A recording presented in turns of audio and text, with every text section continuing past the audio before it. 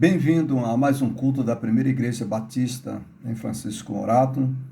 A igreja se sente profundamente privilegiada pela sua presença, pela sua participação, pela sua assistência.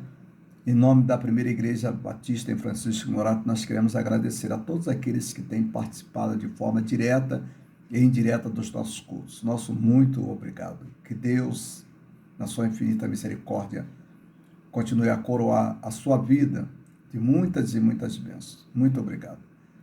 Irmãos, nós estamos praticamente caminhando para os momentos em que antecedem a nossa volta aos nossos cultos presenciais. Ontem, no dia 9, sábado, nós tivemos lá na congregação do Parque 120, o nosso retorno, tivemos a celebração da Ceia do Senhor.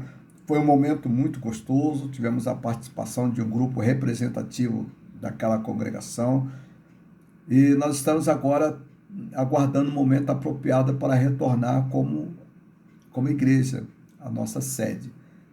Ontem nós estivemos lá na igreja com um grupo de homens, fizemos alguns serviços, manutenção, tiramos os entulhos e desde já também eu gostaria de agradecer por aquele número expressivo, de irmãos que estiveram lá, animados, felizes, e tiramos todo o entulho. Agora nós vamos nos preparar para o nosso culto presencial. O nosso muito obrigado pela compreensão dos membros da igreja, que durante esses 2 anos praticamente estiveram participando dos cultos através das mídias sociais, os cultos online. O nosso muito obrigado, viu? Parabéns pela sua compreensão, pelo seu amadurecimento, pela sua fé. Em nenhum momento você deixou de participar. Então, parabéns e nosso muito obrigado. Mas a igreja ainda continua nas suas atividades. Então, nós temos domingos pela manhã, escola bíblica dominical, estamos praticamente chegando aí no final desse período. Então, escola bíblica dominical. E, além disso, nós teremos também o culto da noite, às 18h30. Hoje, excepcionalmente, por causa da celebração da Ceia do Senhor, às 19h30, mas a partir do domingo que vem, às 18 horas. Então, nós convocamos todos para participarem através das mídias sociais, Facebook, através do YouTube, participar dos nossos cultos. O nosso muito obrigado, que todos realmente estejam bem envolvidos. E uma outra coisa também muito interessante, né? É que a igreja, apesar de todos esses 2 anos de não termos os nossos cultos presenciais, a igreja esteve bastante participativa na Escola Bíblica Dominical. Aliás, eu gostaria de convidá-lo, Escola Bíblica Dominical, domingo, às 9 horas, através do Meet, né? Então, conecte aí e participe conosco, né, desse momento de estudo da palavra, a palavra de Deus. E nas terças-feiras, a partir das 20 horas, nós temos também o nosso culto de oração, estudo bíblico, através do Meet. Então, nós queremos convidá-los, viu, para participar conosco. E o número de participantes tem sido muito expressivo. É sinal de que a igreja está viva, a igreja está trabalhando, a igreja está envolvida.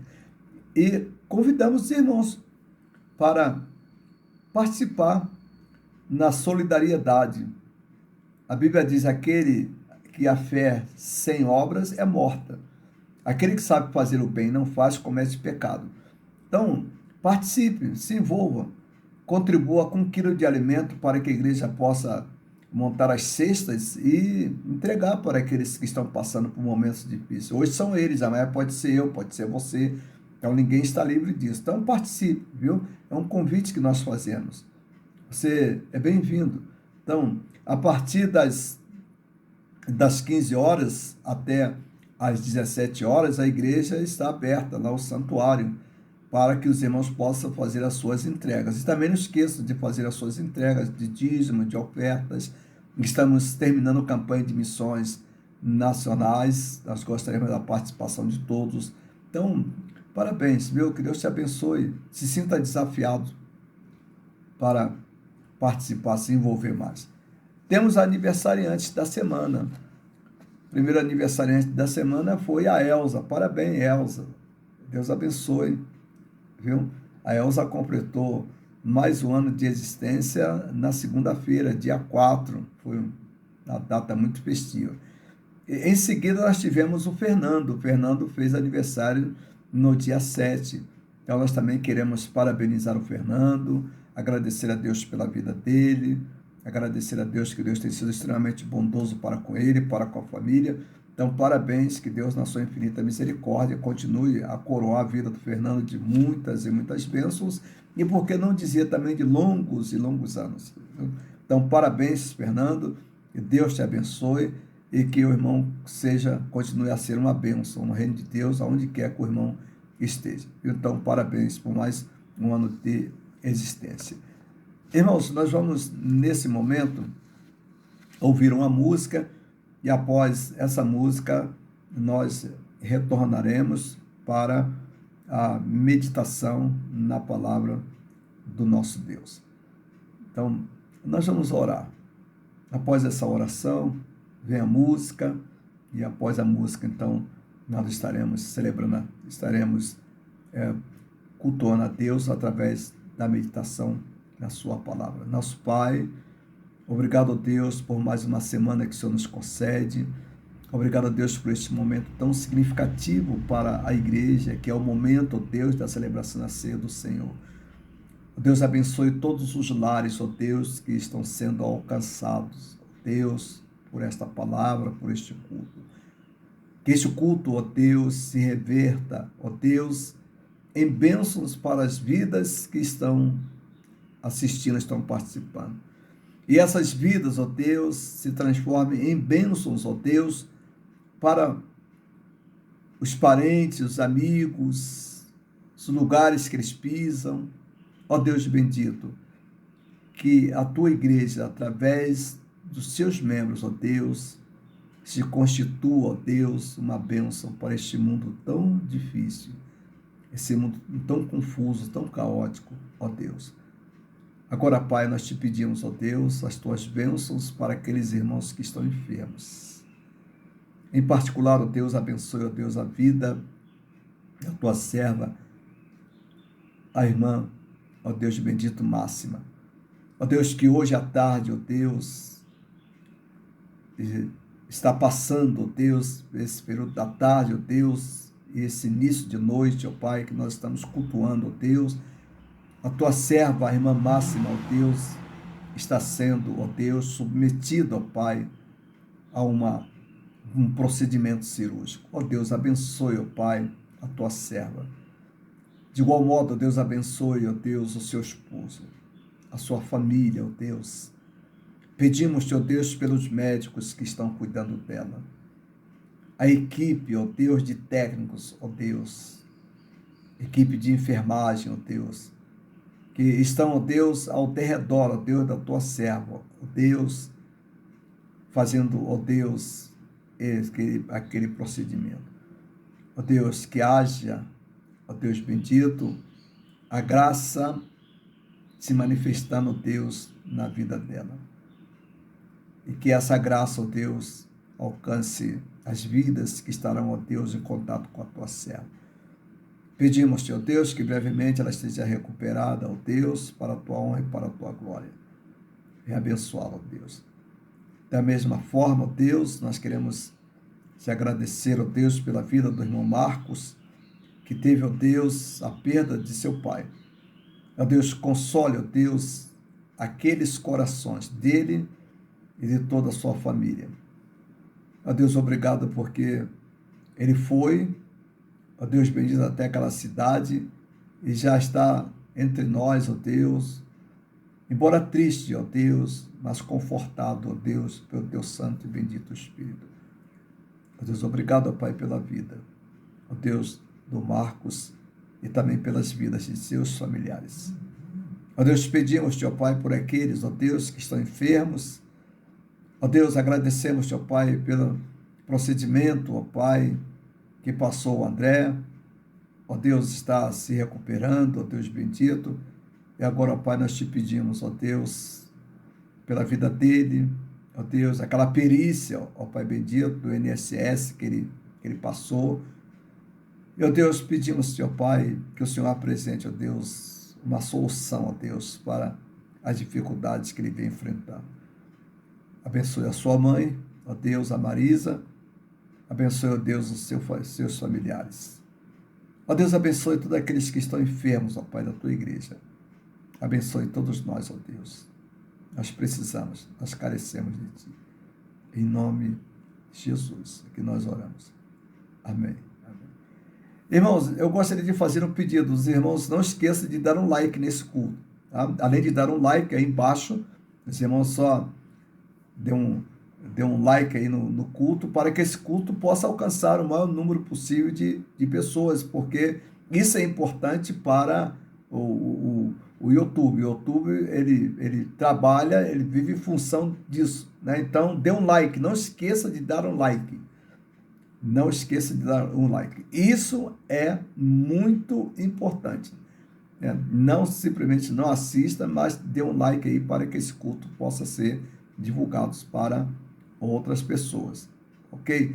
E além de dar o like, eu gostaria também de pedir que os irmãos compartilhassem esse culto, compartilhassem com alguém, compartilhassem com um amigo, compartilhassem com pessoas que os irmãos gostam, com pessoas que os irmãos têm amizade, com pessoas que os irmãos não têm amizade, mas que há um relacionamento esporádico, né? Então, abençoe essas pessoas com o compartilhamento desse culto.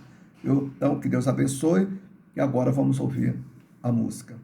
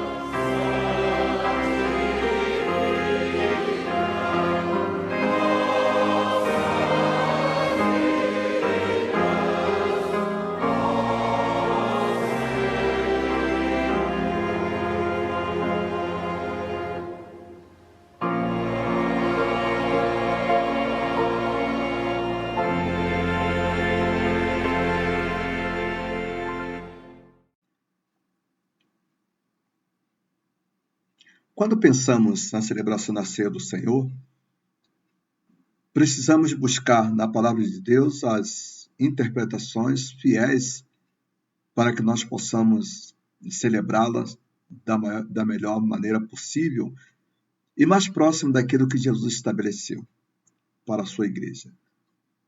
E nós temos algumas narrativas sobre a ceia do Senhor. A primeira narrativa é a narrativa em que os evangelistas, eles partem de Jesus, escrevem e revelam para nós como é que foi esse momento tão importante, tão significativo na vida deles e também, por que não dizer, na vida da igreja sobre a celebração da ceia do Senhor. Tudo isso aconteceu, a celebração da ceia do Senhor, ela aconteceu dentro de um contexto em que se celebrava a Páscoa. E celebrava a Páscoa, era a celebração da saída dos judeus do Egito. Aquela saída que marcou o fim da escravidão dos judeus, foram submetidos sobre os egípcios. Então, os egípcios escravizaram durante quase 400 anos os judeus. E a Bíblia diz que Deus ouviu o clamor do seu povo e Deus vem em busca do seu povo. Deus vem em socorro do seu povo. E aí nós temos toda aquela narrativa lá no livro de Êxodo, nós temos toda aquela narrativa a respeito da saída do povo de Israel do Egito. Mas o que nós vamos pensar nessa noite é exatamente já a celebração da ceia do Senhor. Afinal de contas, Jesus comemora, Jesus celebra a Páscoa e imediatamente, no mesmo contexto, Jesus ele celebra a ceia do Senhor. A celebração da ceia do Senhor, ela é inaugurada por Jesus Cristo. Ela é estabelecida por Jesus Cristo.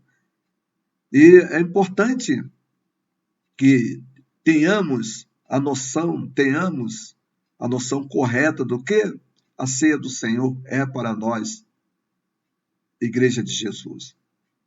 A ceia do Senhor, nós vamos pensar não no texto que nós temos em Mateus, nós temos lá nos evangelistas. Nós vamos pensar na ceia do Senhor a partir do texto do apóstolo Paulo.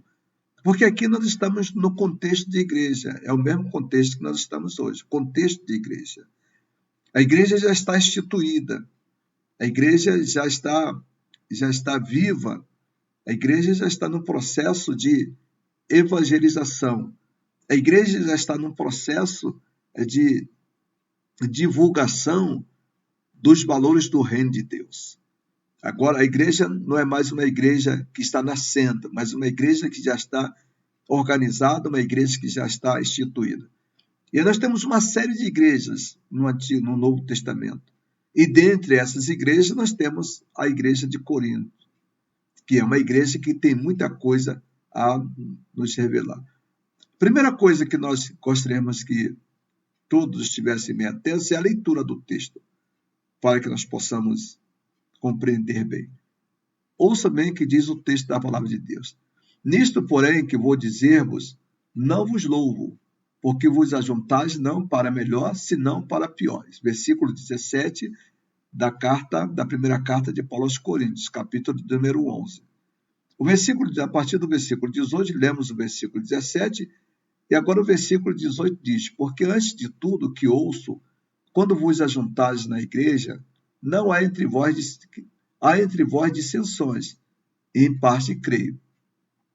E até importa que haja entre vós heresias, para os que são sinceros se manifeste entre vós. De sorte que quando vos ajuntares num lugar, não é para comer a ceia do Senhor. Porque comendo, cada um toma antecipadamente a sua própria ceia, e assim tem fome, e outro embriaga-se. Não tendes, porventura, casa para comer e para beber? Ou desprezais a igreja de Deus e envergonhais os que nada têm? Que vos direis? Louvar-vos-ei? Nisto não vos louvo, porque eu recebi do Senhor o que também vos ensinei, que o Senhor Jesus, na noite em que foi traído, tomou o pão e, tendo dado graças, o partiu e disse: tomai e comei, isto é meu corpo, que é partido por vós. por vós. Fazei isto em memória de mim. Primeira carta Paulo aos Coríntios, capítulo de número 11, do versículo 17 até o versículo de número 24. O que a ceia, esse texto, o que a ceia tem a nos revelar? É isso que nós vamos pensar nesta noite. As revelações da ceia do Senhor. A primeira revelação, grande revelação que temos nesse texto, a ceia do Senhor, ela revela uma igreja que não se comportava como igreja. A igreja de Corinto, tudo indica, segundo os estudiosos, era uma igreja extremamente pujante, uma igreja grande, uma igreja numerosa e, além de tudo, também uma igreja com muitas atividades. Poderíamos dizer que a igreja de Corinto, no olhar sobre o olhar humano, sobre os aspectos daquilo que nós pensamos hoje, nós podemos dizer que era uma igreja extremamente abençoada e uma igreja operante, porque uma igreja que tinha um envolvimento muito grande dos membros daquela igreja. Mas aquela igreja, Paulo vai detectar que, afinal de contas, mesmo com todo o movimento que a igreja fazia, mesmo com todas as atividades, mesmo com toda a aparente pujança que a igreja tinha, as atividades sendo realizadas, os crentes envolvidos, mesmo diante de tudo isso, o apóstolo Paulo vai detectar alguns pequenos problemas que se tornaram grandes e que até podemos dizer que foram responsáveis também pelo desaparecimento da igreja de forma prematura. Porque, segundo as informações, a igreja de Corinto foi uma das primeiras igrejas a desaparecer. Isso é importante fazer uma reflexão sobre essa questão, que se torna uma questão extremamente importante para a igreja no contexto em que nós vivemos. Mas veja bem, a primeira coisa que nós temos ali como reveladora era que a ceia do Senhor na igreja de Corinto, ela se tornava simplesmente um ajuntamento de pessoas. O versículo de número 17, o apóstolo Paulo diz: nisto, porém, que vou dizer-vos, não vos louvo, porque vos ajuntais não para melhor, senão para pior. Então, a igreja, Paulo já começa a caracterizar aquela igreja não como uma igreja cultuante, não uma igreja que estava cultuando, mas uma igreja em que havia um ajuntamento de pessoas. Por que ajuntamento? Por que Paulo usa o termo ajuntamento e não o termo culto? Claro, Paulo tem algo a nos revelar. Paulo está dizendo para a igreja, Paulo está dizendo para nós que aquela igreja ela realizava um ajuntamento de pessoas. Olha, se ela realizava ajuntamento de pessoas e Paulo não caracterizava aquilo como culto, isto é importante. Isso é de fundamental importância nós entendermos o que isso significa e o que isso pode contribuir também para nós hoje como igreja. Afinal de contas, nós caímos no mesmo erro que caiu a igreja de Corinto? Praticamos os mesmos atos que a igreja de Corinto praticou? Isso é importante, a gente pensar nesses fatos. Mas vamos um pouquinho mais adiante. A igreja de Corinto, na celebração da ceia do Senhor, primeiro, a ceia do Senhor, ela revelava não um culto, mas ela revelava um ajuntamento. Segunda coisa que a ceia do Senhor revela, lá no caso de Corinto, é que a ceia do Senhor revela uma igreja que não se comportava como igreja. Então, há essa revelação do apóstolo Paulo que aquilo era um ajuntamento. Em segundo lugar, Paulo vai revelar, Paulo vai mostrar, através da sua palavra, que a ceia revelava uma igreja que não se comportava como igreja. E ouçam bem o que ele diz no versículo de número 18, porque antes de tudo, ouço que quando vos ajuntais na igreja, há entre vós dissensões, e em parte creio. Então, no versículo de número 17, Paulo vai dizer o quê? Paulo vai dizer que a igreja se ajuntava para o pior, não se ajuntava para o melhor. No versículo seguinte, Paulo vai fazer uma outra revelação, uma revelação extremamente estarrecedora. Paulo vai dizer que aquela igreja, a igreja de Corinto, que é a igreja que nós estamos vendo, Paulo diz, porque antes de tudo ouço que quando vos ajuntais, há entre vós dissensões. Nós temos que entender que nos capítulos anteriores, né, ou nos versículos anteriores, Paulo revela. E também nos capítulos anteriores, Paulo revela essa questão da divisão da igreja. Lá na igreja de Corinto, nós temos praticamente 4 grupos, e poderia até mesmo ter os subgrupos, 4 grupos que se destacavam. O grupo que seguia Apolo, o grupo que seguia Pedro, o grupo que seguia Jesus Cristo. Então, havia todos esses grupos presentes. E as pessoas que representavam esses grupos, tudo indica, tudo leva a crer que esses grupos disputavam o quê? Disputavam o poder. O que estava centralizado naquele culto, ou naquele aparente culto, ou naquela forma de ajuntamento que eles davam o nome de culto, não era o cultuar a Deus, mas uma forma de disputa pelo poder de grupos que estavam ali representados na igreja. Ora, se você tinha grupos que estavam ali representados na igreja, evidentemente que havia uma circulação de informações, havia também uma circulação de sentimentos bastante notório na igreja de Corinto. Paulo vai tratar sobre isso, Paulo vai atacar esse problema. Paulo vai mostrar que a igreja ela estava saindo do que era mais importante. A igreja estava deixando de cultuar a Deus para se transformar em partidos políticos. Porque o que havia ali era uma disputa pelo poder.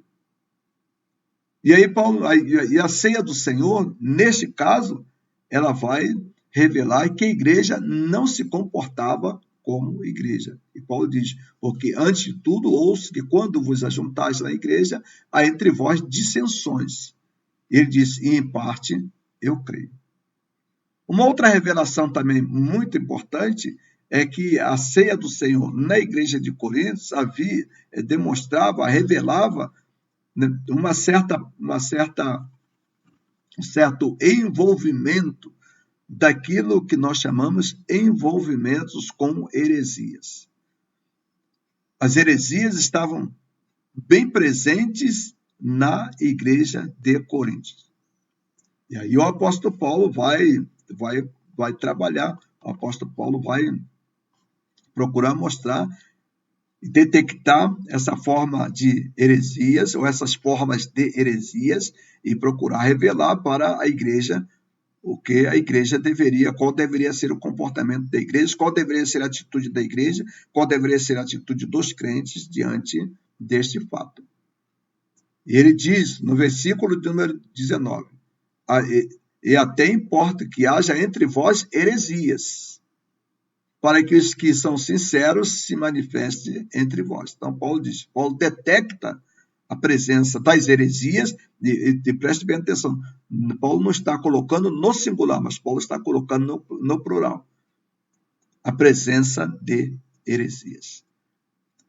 Por aquilo que nós podemos detectar aqui, e também olharmos nos versículos, nos capítulos anteriores a estes, havia um conjunto de entendimento da palavra de Deus que se manifestava nos comportamentos dos membros da igreja de Corinto. Havia um conjunto razoável de comportamentos contrários aos ensinamentos da palavra de Deus. E esses comportamentos, eles eram oriundos de várias áreas da vida, das vidas dos membros daquela igreja. Por exemplo, na área familiar, a igreja de Corinto não era exemplo. A igreja de Corinto era um problema a ser estudado. Paulo diz que lá na igreja de Corinto, Paulo diz que havia as práticas sexuais condenadas pela Bíblia, pela palavra de Deus. Principalmente o comportamento sexual que invadia o seio da família e, num determinado momento, aquilo se manifestou como algo extremamente normal. Os crentes da igreja de Corinto, eles normatizavam, naturalizavam determinados tipos de comportamentos sexuais que contribuía para a destruição da família. Paulo trata sobre este assunto. Então, essa também era uma forma de heresia. Esse entendimento familiar, esse relacionamento familiar. Um relacionamento que se tornou muito contrário, que se manifestava de forma muito agressiva para com a igreja de Corinto. Então, Paulo vai tratar desta questão, Paulo vai tratar deste assunto. Na segunda carta, depois que Paulo faz as recomendações, na segunda carta, tudo indica que a igreja fez uma correção, a igreja corrigiu o rumo. Então, aquele problema passou a não existir mais. Mas havia outros problemas. Problema, por exemplo, da compreensão do ministério pastoral do apóstolo Paulo. Muitos da igreja não apreciavam e não tinham o devido respeito pelo ministério pastoral do apóstolo Paulo. Isto é em função de quê? Isto é em função desses grupos. Porque esses grupos, eles elegeram para si determinados líderes. Embora alguns desses líderes nem estivessem presentes fisicamente. Mas eram líderes que marcaram a visão da igreja, marcaram o comportamento da igreja, marcaram, afinal de contas, as atitudes que a igreja deveria tomar. Em função desses líderes, em função daquilo que a igreja enxergava nesses líderes. Não era em função do que aqueles líderes pregavam, mas em função daquilo que eles entendiam daquela liderança, daqueles 4 personagens que eram personagens tidos como líderes. Jesus Cristo, Paulo, Apolo e Pedro. Tudo indica que tinha outras lideranças, mas lideranças de menores expressões. Então, isso contribuía para quê? Contribuía para que a igreja tivesse dispersada, para que a igreja estivesse dividida. E essa divisão da igreja, ela vai proporcionar aquilo que nós conhecemos, aquilo que o apóstolo Paulo vai tratar, como disputa pelo poder. Poder o quê? Poder político, dentro da própria igreja. Isso é um alerta para as igrejas contemporâneas e também para nós. Aquelas disputas políticas, elas não deveriam tomar corpo na igreja. Eu sou de Paulo, eu sou de Apolo, eu sou de Pedro, eu sou de Jesus. Paulo pergunta, porventura estará Jesus Cristo dividido? Porventura a igreja estará dividida por causa dessas lideranças? Porque cada liderança tinha uma visão. Cada liderança tinha uma maneira de ver a vida. Cada liderança tinha aquilo que nós conhecemos como cosmovisão. E essa cosmovisão, ela entrava dentro dos corações dos membros da igreja e levava esses membros da igreja a se dividirem em grupos e tomarem aquilo que o apóstolo Paulo chama de partido. Olha, como vai celebrar a ceia do Senhor num contexto desse, num contexto de divisão, num contexto em que as heresias elas estão presentes ainda e as heresias estão se manifestando. Heresias que vão se manifestar no comportamento, nas atitudes, nas palavras dos membros daquela igreja. Então, a ceia do Senhor, ela revelava o quê? A ceia do Senhor, lá na igreja de Corinto, revelava a presença de várias formas de heresias, que se manifestavam também no cotidiano da igreja, no ajuntamentos que a igreja realizava, que Paulo não chama de culto, Paulo chama de ajuntamento. Isso é de fundamental importância para nós compreendermos. A ceia do Senhor revelava a falta de solidariedade e de amor. Olha, se a igreja estava dividida, se havia uma predileção por parte dos membros da igreja para determinadas lideranças, isso se transformava em lutas pelo poder. E as lutas pelo poder, uma das grandes dificuldades que se tem é de amar as pessoas com os seus pensamentos, com as suas ideias. Esse é um problema bem contemporâneo. Esse é um problema presente na igreja de hoje.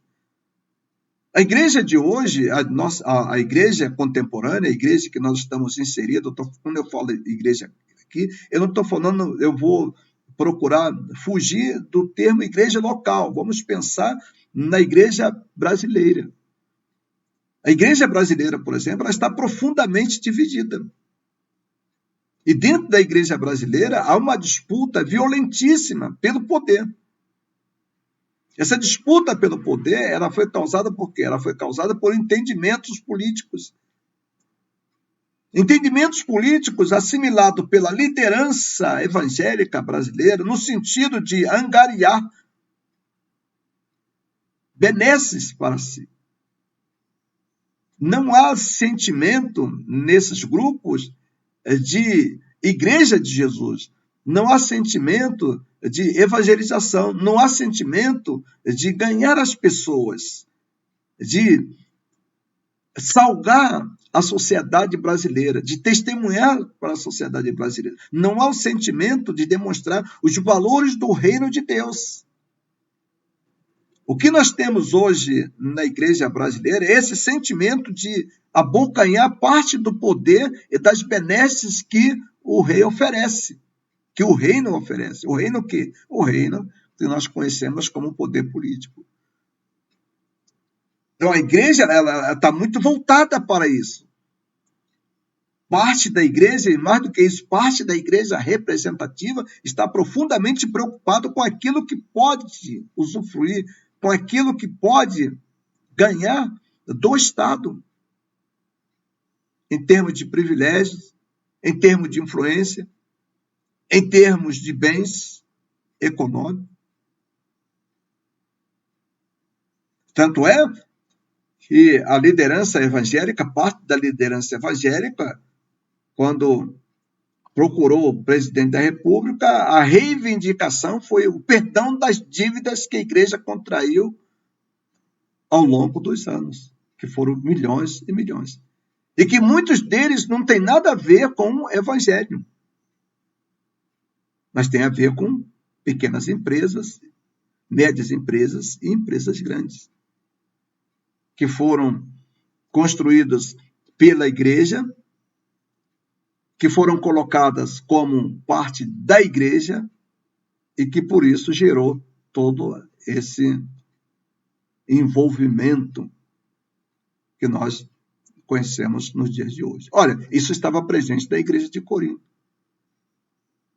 Essas manifestações, o apóstolo Paulo chama de manifestações de heresias. Porque uma compreensão inadequada da palavra de Deus produz comportamentos inadequados. E até mesmo produz comportamentos extremamente nocivos ao reino de Deus. O que isso vai acontecer? Esse comportamento nocivo, ele também vai se manifestar dentro da igreja, no seio da igreja. Não somente na sociedade, mas também dentro do seio da igreja. É o que nós temos na igreja de Corinto. Então, a ceia do Senhor, ela revela o quê? Ela vai revelar momentos em que a heresia se manifesta. E aí, essas questões, elas são questões muito, muito próximas de nós. Como é que nós, como crentes, como é que nós, como igrejas contemporâneas, como é que nós estamos nos manifestando? O que nós estamos revelando? Lá, a igreja revelava a celebração da ceia do Senhor, revelava essa forma de heresia. Heresia que se manifestava na agressividade um para com os outros, heresias que se manifestava também na falta de solidariedade, e mais do que isso, heresias que manifestavam-se também na falta de amor de um para com os outros. A igreja hoje, ela é uma igreja polarizada. Na época do apóstolo Paulo, na igreja do Coríntios, nós não temos uma polarização, mas nós temos uma divisão de vários grupos. Estas divisões se tornaram extremamente agressivas, competitivas e violentas. E que revelava profundamente uma falta de amor entre os membros daquela igreja. Olha, o que nós vivemos hoje não é tão distante daquilo que o apóstolo Paulo viveu naqueles momentos lá na igreja de Corinto. É muito comum hoje o crente defender, advogar com todas as forças aquilo que nós chamamos de eliminação do próximo, eliminação dos pensamentos contrários. Nós temos aí no nosso contexto de igrejas evangélicas ameaças muito notórias por parte de alguns líderes por discordar, por não concordar dos pensamentos que eles expõem. Quando a gente liga aí os blogs, quando a gente acompanha os blogs, quando a gente verifica os blogs, é que nós vamos perceber perfeitamente isso. Homens que se dizem líderes subindo aí nos palanques e no Senado, né, na própria Câmara dos Deputados, na Câmara dos Deputados estaduais, homens envenenados, homens que demonstram o quanto não são capazes de suportar os pensamentos diferentes. Há um líder lá do Rio de Janeiro, de uma igreja extremamente grande, eu acho que é uma igreja numerosa, uma das igrejas mais numerosas do Brasil. Quando aquele homem sobe à tribuna lá da Câmara dos Deputados, é a coisa mais deprimente que se pode imaginar. A fisionomia, o comportamento, o jeito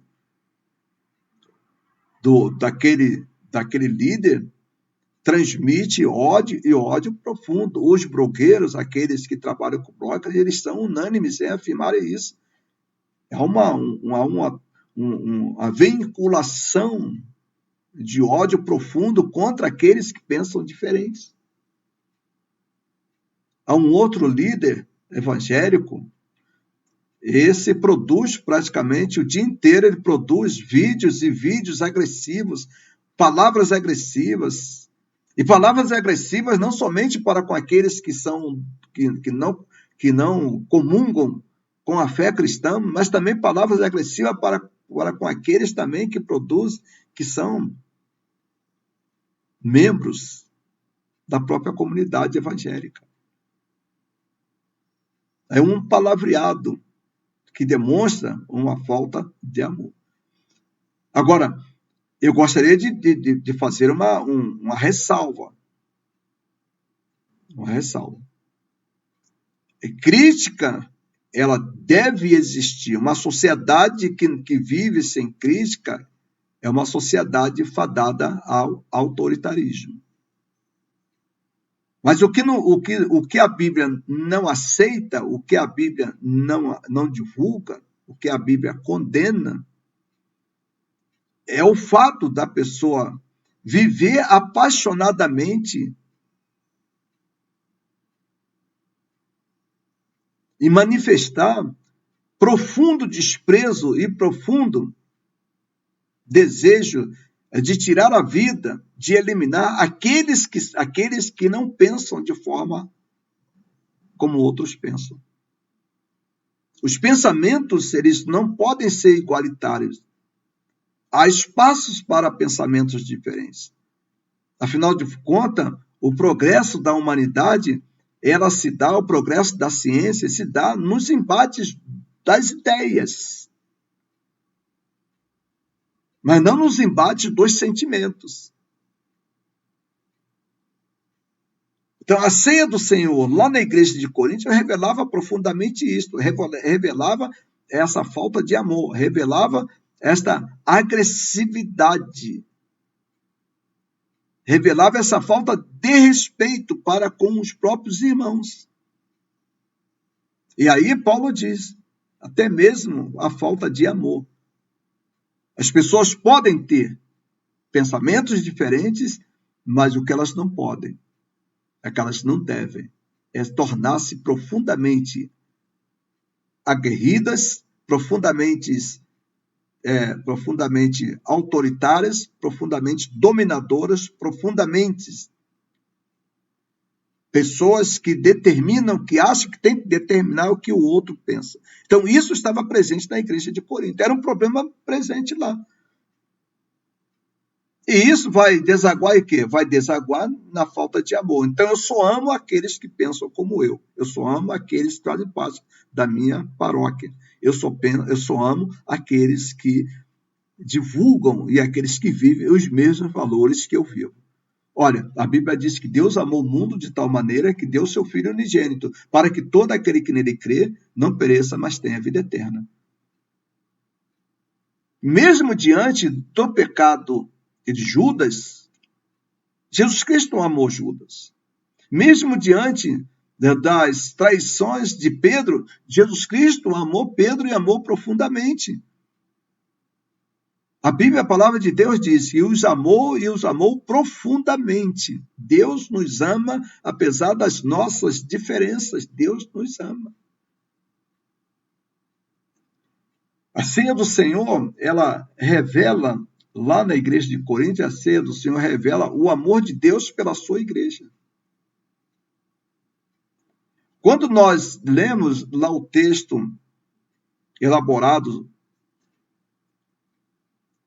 ou os textos elaborados pelos evangelistas, nós notamos muito isso. E quando Jesus celebra a ceia do Senhor, já no final, quando Jesus estabelece a celebração da ceia do Senhor, Jesus diz, fazer isto em memória de mim. E antecede isso o sofrimento de Jesus, o sofrimento voluntário, o sofrimento dele por amor a nós. Ele parte para o sofrimento em função do amor que ele tinha pela sua igreja, em função do amor que ele tem pelo ser humano. Aí no versículo 23 e versículo 24, Paulo diz, porque eu recebi do Senhor que também vos ensinei, que Jesus na noite que foi traído por quem? Traído por Judas. Imediatamente também traído por Pedro. O sofrimento de Jesus por nós, sofrimento de Jesus pelo ser humano. Na noite em que ele foi traído, diz o versículo 23, depois segue o versículo 24. Né? Primeiro ele toma o pão, e depois do pão, Jesus toma o vinho, e aí a Bíblia, a palavra de Deus diz, no versículo de número 24, e tendo dado graças, o partiu e disse, tomai e comei, isto é meu corpo, que é partido por vós. Fazer isto em memória de mim. Então, a celebração da ceia do Senhor, ela deve eliminar, nós, participantes da ceia do Senhor, nós devemos eliminar aquelas revelações que o apóstolo Paulo aponta nesse texto que nós estamos lendo. A primeira coisa que nós devemos eliminar é esse aspecto de ajuntamento. Você não vem para a igreja, você não vai para a igreja para se ajuntar, você vai para a igreja para cultuar. O ajuntamento, ele deve se dar dentro de um outro contexto, não de um contexto de culto, mas de um contexto de encontro de famílias, um contexto de encontros de amigos. Então, aí sim, aí deve se dar o quê? Aí deve se dar aquilo que nós conhecemos como ajuntamento. Porque no ajuntamento nós estaremos manifestando os mais diversos sentimentos e os mais diversos assuntos. O que não é presente na igreja de Jesus, no momento que nos reunimos para cultuar a Deus. Então devemos eliminar. A primeira coisa que tem que se eliminar é exatamente este aspecto e este sentimento de ajuntamento. Eu vou para a igreja para quê? Né? Devemos eliminar, na celebração da ceia do Senhor, nós devemos eliminar as heresias. O que são heresias? São pensamentos discordantes da palavra de Deus e contrários à palavra de Deus, que se manifestam em comportamentos. É muito comum a fixação evangélica, principalmente a fixação evangélica brasileira, olhar como heresias aqueles pensamentos diferentes daquele grupo majoritário do segmento religioso. Então, nós temos, nas várias denominações evangélicas, nós temos os pensamentos daqueles que se julgam superiores e se julgam iluminados. Então, a igreja tem que obedecer, ou a denominação tem que obedecer o que pensam determinadas figuras, determinados personagens. Não é assim. Então, pensou o contrário, elimina-se. Nós temos vários episódios, até mesmo no nosso meio, que eu acho muito interessantes a gente pensar nisso. Nós tivemos há pouco tempo um colega, um pastor, que fez uma afirmação e aquilo tornou-se motivo de estardalhaço e houve reuniões para que esse personagem fosse punido. Mas há outros comportamentos piores do que esses no seio da denominação que tem acontecido e tem passado branco. Por quê? Porque essas heresias que se manifestaram, elas não estão contrárias aos pensamentos daqueles que se julgam senhores do pensamento, senhores da doutrina. Então, eliminar exatamente essa forma de heresias. A ceia do Senhor, ela chama a nossa atenção para que nós não venhamos a cair e não sejamos vítimas da falta de solidariedade e a falta de amor. A Bíblia diz, a fé sem obras, ela é morta. Isso nós temos que estar bem atento.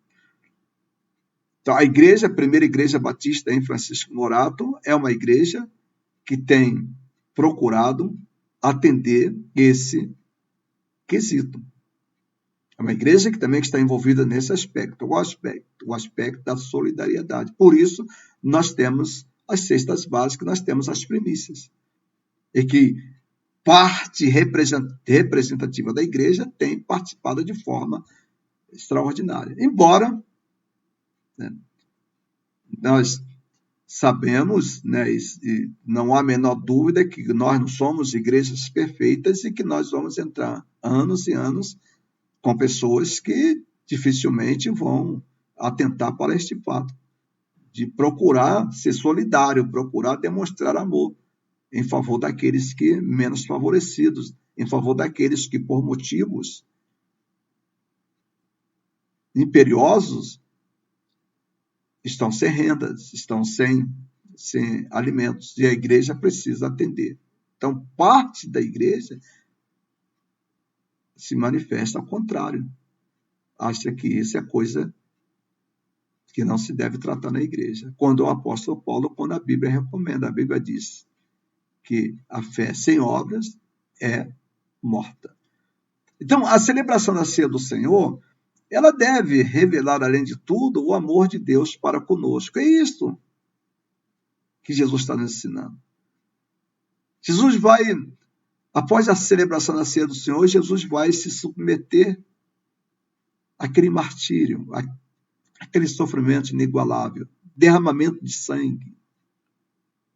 E, finalmente, a doação da sua própria vida em favor de cada um de nós, em favor do ser humano, em favor da sua igreja. Ele fez isso por amor. Ele fez isso porque ele ama o ser humano. Ele fez isso porque ele ama o mundo. Ele fez isso porque ele ama a sua igreja. Ele diz, fazer isto em memória de mim. Que Deus, na sua infinita misericórdia, abençoe a sua vida. Que Deus abençoe o seu coração. Vamos orar ao nosso Deus, nosso Pai. Obrigado, Deus, pela morte e o sacrifício do Senhor Jesus Cristo em nosso lugar. Nenhuma possibilidade, ó Deus, há de ser salvo sem Jesus Cristo. Confiamos nele, confiamos em Jesus. Ó Pai, não somente isso, ó Deus, mas nos ensina, ó Deus, a tirar, ó Deus, da nossa existência como igreja, como povo de Deus, de tudo isso que o apóstolo Paulo apresenta, ó Deus, nesses versículos do 17 até o versículo 24. Obrigado, Deus, por este momento de celebração da ceia do Senhor. Muito obrigado, Pai, em nome de Jesus. Amém. Amém.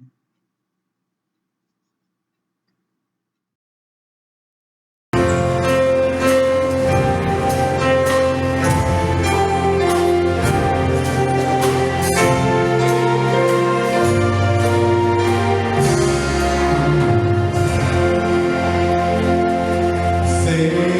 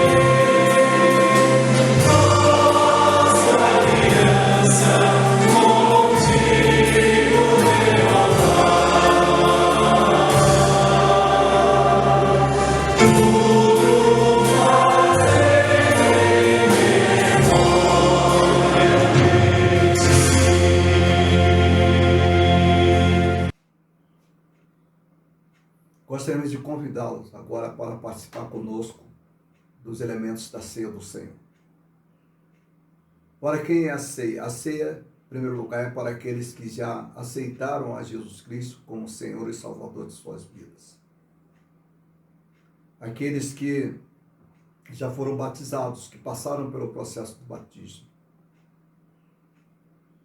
Porque esta é a recomendação de Jesus. A ceia é para a sua igreja. Portanto, se você é membro de uma igreja, se você já foi batizado, se você tem certeza da sua salvação, e se você está em plena comunhão com a sua igreja, nós convidamos você para participar conosco deste momento. E a Bíblia, a palavra de Deus, ela nos orienta. A Bíblia diz, através lá dos evangelistas, o livro de Lucas, no capítulo de número 22, fala sobre este episódio. E ali Jesus toma o pão e diz: comei dele todo, isto é, o meu corpo.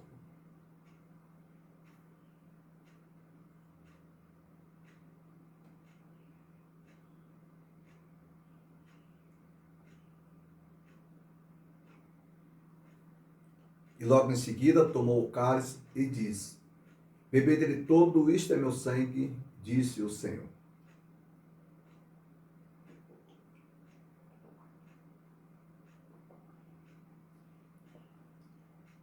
E tendo cantado um hino, saíram para os montes das oliveiras. Deus te abençoe. Amém. Nosso Pai, obrigado a Deus por este momento, ó Deus. Um momento tão significativo, ó Deus, para a vida da tua igreja, para nossas vidas. Quando Jesus disse que nós deveríamos fazer isso até a volta dele. Por isso estamos, ó Deus, celebrando a ceia do Senhor. Muito obrigado, obrigado, obrigado. Em nome de Jesus. Amém.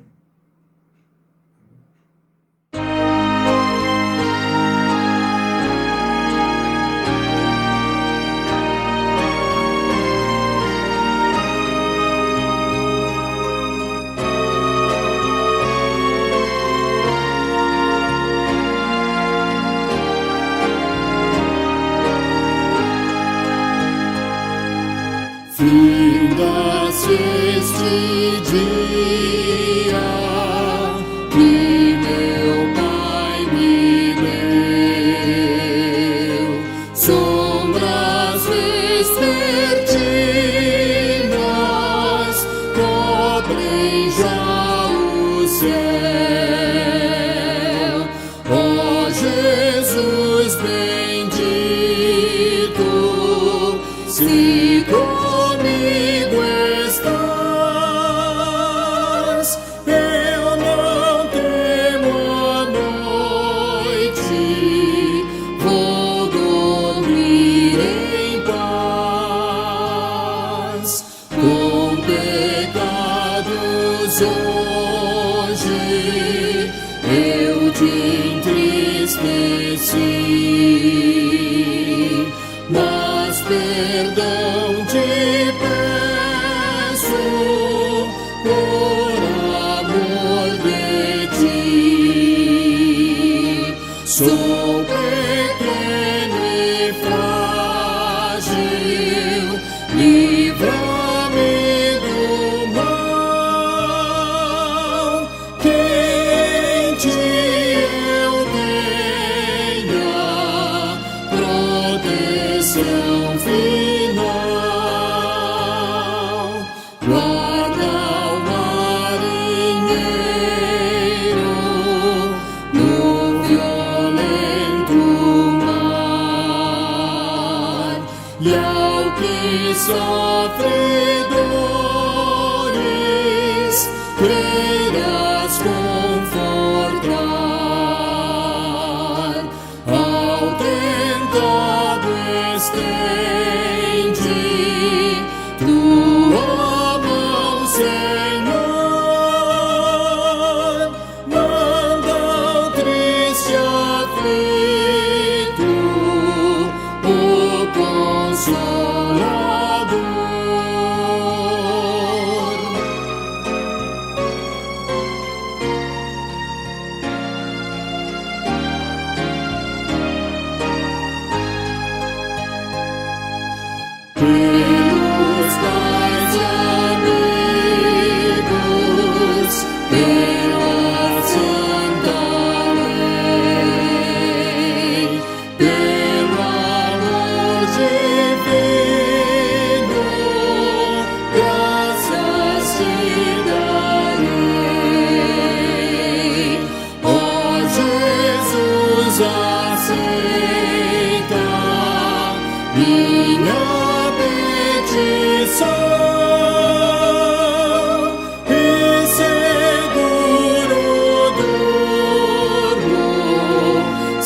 beber.